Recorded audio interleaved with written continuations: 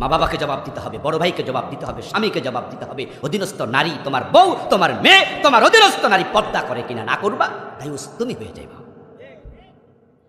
আমরা কবিরা গুনাহ ছেড়ে দিলে আমাদেরকে তিনি জান্নাত দেওয়ার ওয়াদা করছেন। যত লোক দুনিয়ায় কবিরা গুনাহ থেকে নিজেকে মুক্ত রাখবে, প্রত্যেকটা মানুষকে জান্নাত দেওয়ার ক্ষমতা আল্লাহর আছে কিনা?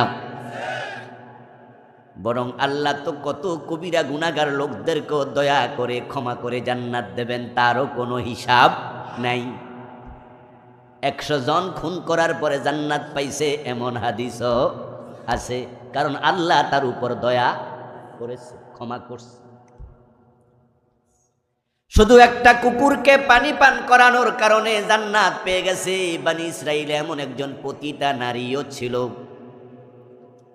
ওই মহিলাকে আল্লাহ দয়া করে ক্ষমা করে দিচ্ছে।